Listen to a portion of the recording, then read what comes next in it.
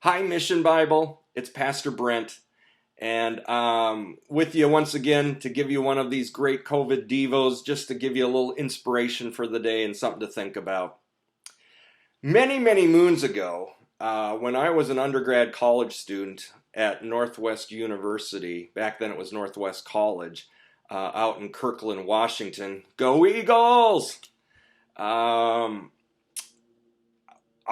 it was a Christian campus, Christian school, and so every day we would have chapel.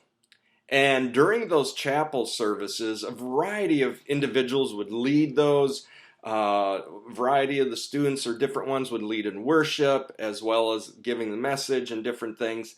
Some were incredibly inspiring and challenging. There were probably a few snoozers. You know, church can have those once in a while. But for the most part, very cool. And one of the things I really appreciate, especially now looking back, is the variety of different styles of worship that they would include in those chapel services. See, I grew up in a Pentecostal church background, and that's pretty much all I knew. I mean, I had friends at other churches, but I never really went to them or anything. And so to me, worship was what I saw at a Pentecostal service. You know, we sing a bunch of choruses and some hymns, raise our hands, praise the Lord, might have a few testimonies, some special music. We'll take up an offering, we'll have communion and the message, and we're good to go. But that's not the norm for everybody. And many of you have come from different backgrounds and have experienced different things even at NBC that are very outside your normal background. But one of the things I experienced on that campus during chapel that really stuck with me and I thought was very cool, and it was something I hadn't really experienced much in my church upbringing, was the idea of a responsive reading. And what I mean by that is a speaker would speak a line and then the congregation responds. Now, those of you from a Catholic background, a Lutheran background, maybe even Methodist background can, oh yeah, that was a major part of your church upbringing. For me, it wasn't. But I remember a couple times during my college years, a couple of the profs doing that.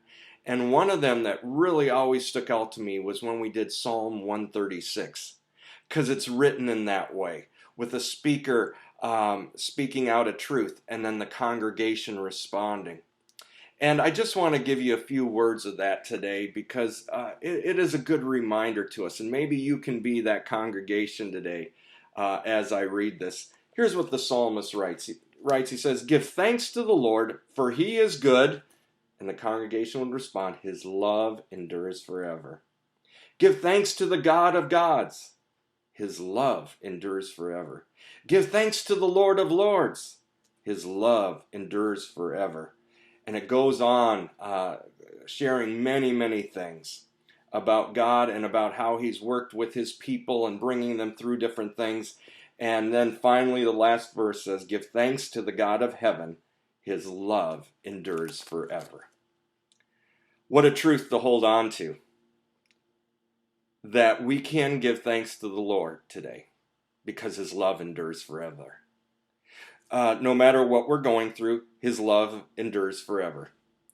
When he made the sun, the moon, and the stars, his love endures forever. When he brought the children of Israel out of Egypt, his love endures forever. When he came and found you right where you were at in the midst of your sin and brought you salvation, his love endures forever. May that be your song and theme today. His love endures forever.